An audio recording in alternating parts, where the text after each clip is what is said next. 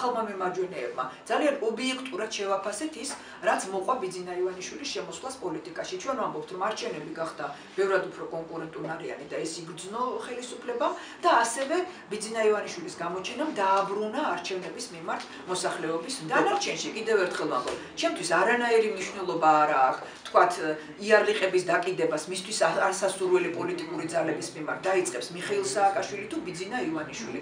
ამას არანაირი მნიშვნელობა არ აქვს და ასევე არანაირი მნიშვნელობა არ აქვს ფულით მოსახლეობის მოსყიდვას დაიწყებს ბიძინა ივანიშვილი თუ მიხეილ სააკაშვილი. კიდევ ერთხელ ვამბობ, ეს არ უნდა ეპატიოს არავის და არ უნდა ეპატიოს არც ბიძინა ივანიშვილს, არც მიხეილ სააკაშვილს. მოდით პირდაპირ ვთქვათ რა, 95,000 ლარიანი ხელფასი, 25,000 ლარიანი ხელფასი ქართულ სინამდვილეში არის არაადეკვატური, ხო?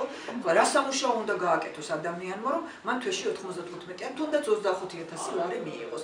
ეს პირდაპირ ჩემი აზრია ეს და მე არავის არ ვახვევ ამას თავს, არის პირდაპირ ადამიანების ყიდვა. და მე ხა ნაკლებად მგონია, რომ ამ დუხჭირ საქართველოში ადამიანმა, რომელიც 25,000 ლარს იღებს, გაბედოს და თქვათ თავისი აზრი ღიად დააფიქსიროს თუ მას რაიმე წინააღმდეგობა ექნება ბიძინა ივანიშვილთან. მე ძალიან წუხვარ, რომ ბიძინა ივანიშვილის გამოჩენამ ქართულ პოლიტიკაში პრაქტიკულად გააქრო მართლაც ის შუა, რომელზეც ის ლაპარაკობდა და მისი პირველი განცხადება იყო, რომ შუა უნდა გაიკრიფოს. ჩვენ ვამბობთ, რომ შუა არ უნდა გაიკრიფოს, შუა უნდა არსებობდეს აუცილებლად და ადამიანები, რომლებსაც ასეთი ხედვა აქვთ, რომ ან ის უნდა იყოს და ყველა მასთან უნდა იყოს, ან არავინ, ეს არის ისევ მიშიზმი, ისევ მიხეილ სააკაშვილის პოზიცია და ახალი მემარჯვენეები ჩვენ ამას არასოდეს არ შევეგუებით.